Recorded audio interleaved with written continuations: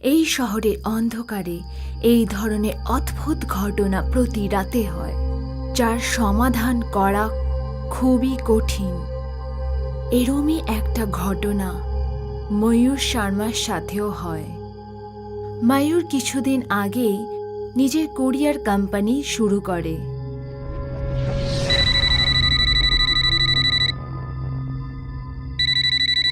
Hello, flash courier service.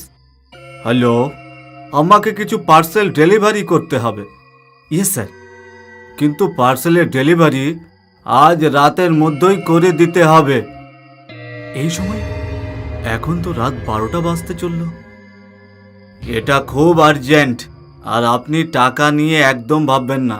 আপনার special ডেলিভারির special টাকা পাবেন। Special delivery? স্যার, পার্সেলটা কি? আপনি চিন্তা করবেন না, কোনো ইল্লিগাল কাজ নয়। কিছু খেলনা, আমার ডটারের কালি বার্থডে, আর আমি বাইরে ওকে স্পেশাল গিফট দিতে চাই আজ রাতের মধ্যেই। ওকে, কোথা থেকে ডেলিভারি নিতে হবে, আর আপনার নাম? আমার নাম যোগী। অ্যাড্রেস আমি আপনাকে এক্ষুনি মেসেজ করে দিচ্ছি। লাকি অ্যাপার্টমেন্টস, 3rd ফ্লোর, কাছাকাছি মনে হচ্ছে।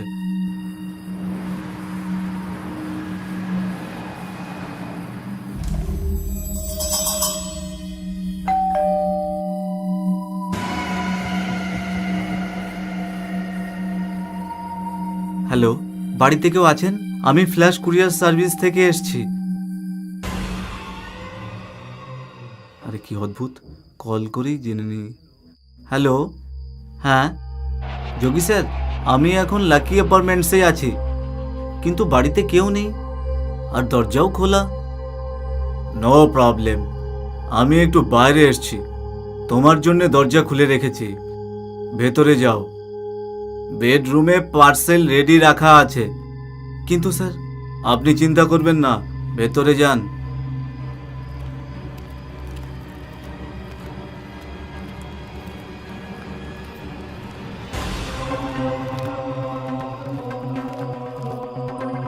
স্যার, এখানে শুধু একটাই ডল আছে। হ্যাঁ, ওটা নিয়ে যাও। কিন্তু স্যার, ডেলিভারি কোথায় করতে হবে? আপনি হাইওয়ে ধরে আসুন, আর শহরের শেষ টোল নাকার কাছে চলে আসুন, আর ওখান থেকে বাস ধরে 6 মিনিট আগে যেতে হবে। কিন্তু স্যার, এক্স্যাক্ট অ্যাড্রেস ওটা আমি বলে দেবো।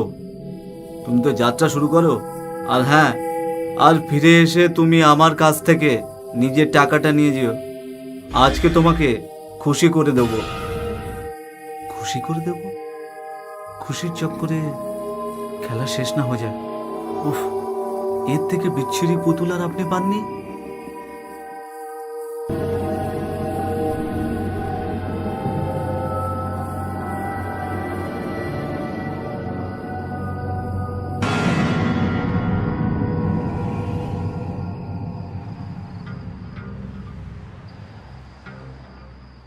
টোল নাকা এখনো এখান থেকে 1 ঘন্টা দূরে, আর এই রাস্তা তো জঙ্গলের মাঝখান দিয়ে যায়। চলো, ছাড়ো, লং ড্রাইভের একটা অজুহাত পেলাম।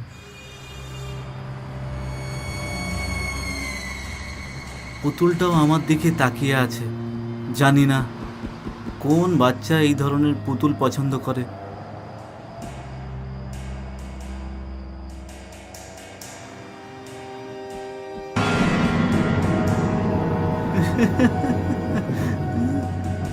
তুমিও পুতুল, সিট বেল্টই পরে নাও, তাহলে এদিকে আর ওদিকে করতে পারবে না।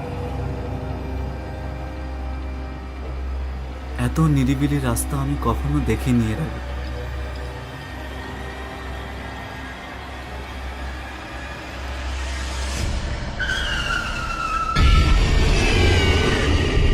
শয়তান, যা পেছনের ছিটে গিয়ে বস।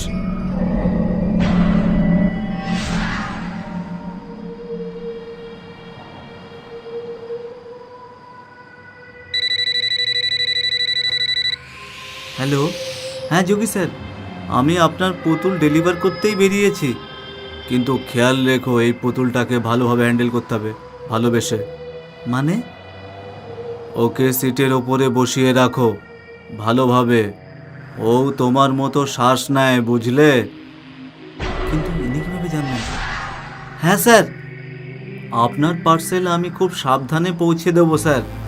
হ্যাঁ, খেয়াল রেখো। ঠাকুমা, এবার আপনি ভালোভাবে চুপচাপ বসে থাকুন প্লিজ। আর অল্প কিছু দূর যেতে হবে, তারপর ছুটি।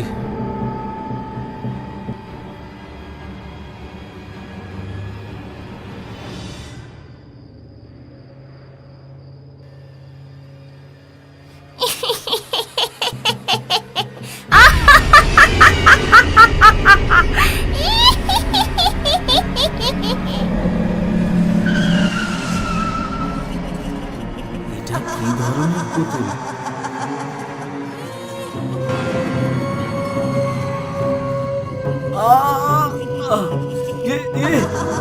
মনে হচ্ছে এর ভিতরে কোনো ভূত আছে।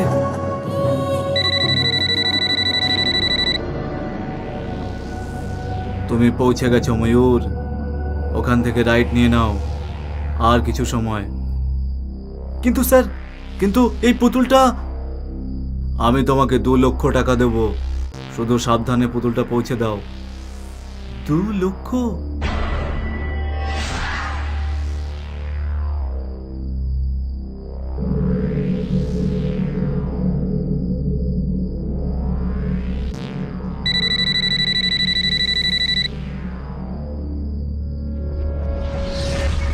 এটা তো মনে হচ্ছে কবরস্থান।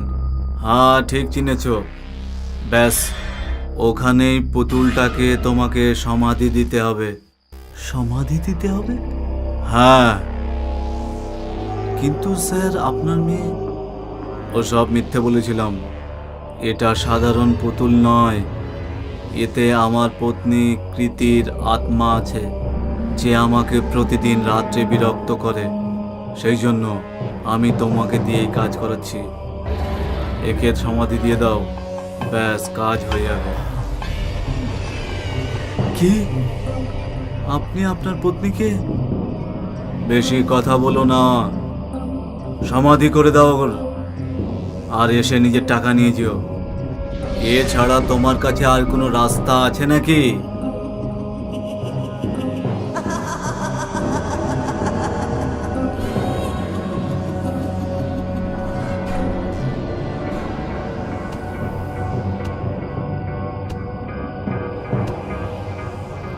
ব্যাস, আর একটাই কাজ বাকি।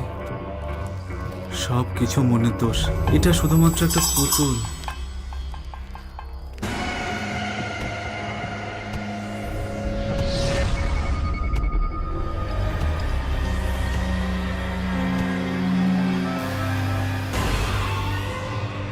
কাজ হয়ে গেছে, এবার টাকা।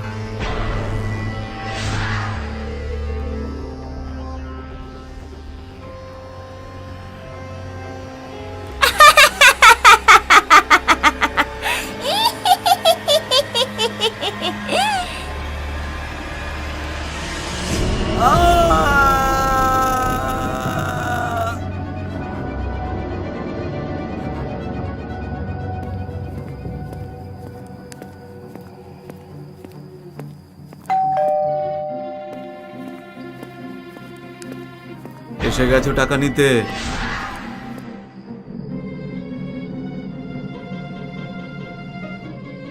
সব কাজ ঠিক মতো হয়ে গেছে? ওই পেতনির সমাধি করে দিয়েছো তো?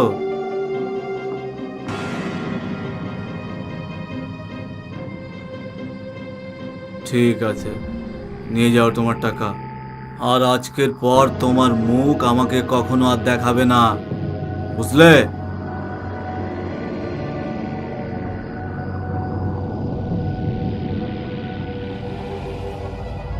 তুমি এখানে? তুমি বাঁচতে পারবে না যোগী। তুমি আমার পেছন কিভাবে ছাড়াবে যোগী? আমার পেছন ছাড়বো না, কখনো না।